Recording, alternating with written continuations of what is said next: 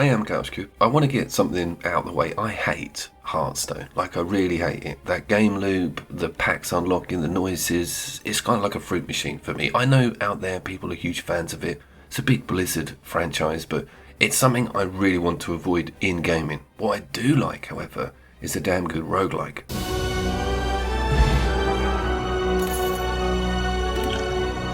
I also like a half-decent turn-based tactical game. Now, Slay the Spire is both of those things. It's a top-end roguelike and a brilliant, tense, turn-based adventure game involving a deck system which could be the weaker of its elements. It's a little bit like the gun system on Enter the Gungeon or the unlock system on The Risk of Rain, where you have a massive table of stuff that just increases. The more you play it, the more gets stuffed into your algorithm. I promised it on the channel back in 2019. I saw it physical when I got back into the UK for like £8, and I was like, excellent, this is on the PlayStation 5, but it's a PlayStation 4 copy put into my machine. No major boosts, a slight weird thing happening with the frames when the deck dissipates at the end of a turn, but other than that, everything's fine. This is not a very busy game. Slay the Spire has made a very big name for itself, releasing on all major platforms, including the Switch. I got it on Steam early doors, then obviously the PlayStation 5. I've racked up tens and tens of hours on all of those systems. Why is it so addictive? Its core mechanic is subtraction, right? Just out and out maths. The enemy will say, I'm going to hit you for X amount, and you've got to say, I'm going to defend X amount and come back at you with X amount. And the whole tete-a-tete just goes on for hours. The boss fights are incredible. You go right down to the wire and you get loads of RNG.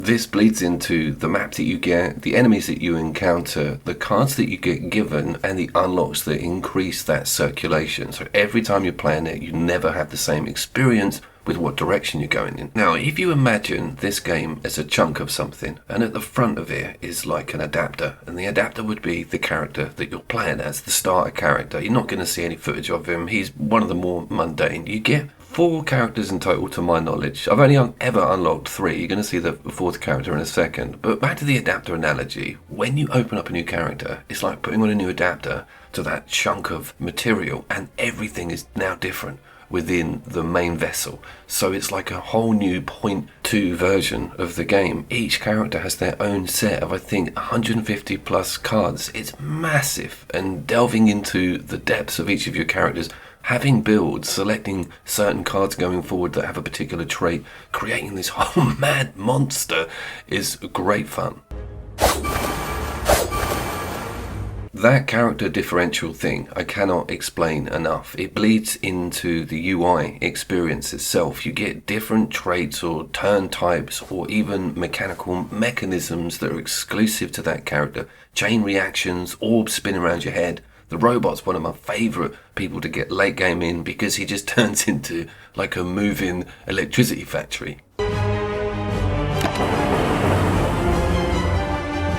One thing that I think will deter newcomers or people that attempted to play the game is that you're vastly disadvantaged at the start with hardly any cards and difficult enemies to come up with, and just your head not in the right place for how to tackle a lot of the situations. As things move on, you just become swamped with amazing cards, and it's really about choosing which direction or build you're going to go in endgame. Now, talking of builds, it's got a hefty relic system, and that's all of those icons up on the top left. I'm now going to move over to one of the people on my featured section of the channel. I will try and showcase all of you guys, but it's Moonland's turn today. Very funny guy, young, sharp, professional on stream. Oh my, I just realized I left my Bluetooth speaker on. If you heard a beep-doo-doo, that was my Bluetooth speaker going off. I was playing some tunes pre-stream. I wanted to mention that actually all of the people on my featured channel page are amazing, and YouTube is a little bit like WWE wrestling now, where if you're in with the management or if you're earmarked for success, then job done. If you're not, then regardless of your efforts, and you guys put some amazing stuff out there, you're not grabbed enough, and I'm going to try and change that. If I could push as many of my subscribers over to you guys as I can, I will. But let's get back to Slay the Spire and actually watching the game being played. I have been guilty of shouting backseat passenger gamer style at my mates playing this about the wrong decisions they're making, beer in hand, convinced that I know everything about this video game. It is fun in groups. I did review a game called One Step from Eden, which is essentially this in real time with full local co-op. And is that gonna stay for the whole rest of the thing, this duplicate card? Yes. You can clearly see the amount of cards at hand with mid to end game on Slay the Spire, and if you look up on the top left, Young Moonlands has got a list of relics as long as your arm. Getting to level 2 in the city is a massive achievement for me, and I've owned this game for 3 years, and when I play it on the Switch, it's such a good pick up and play system. You very quickly get back into the rhythm of it, and memorizing all of the really amazing move sets with certain special cards just comes back immediately. Oh, funk! Having said that, walking away from the game mid-run is quite dangerous. Never leave it on a critical turn. But having a turn-based system in general, as a gamer, you might be a father, you might have a very small window, or be doing something else whilst you're trying to play a video game. This can be put down and walked away from like constantly, because you don't have to even pause it. It's something that you can just pick up, put down, and still have a cracking time with because of that turn-based system. And its roguelike elements will just make you fire it up again, because you're like, this is defo going to be the run. What am I doing? I've checked out. I have checked out.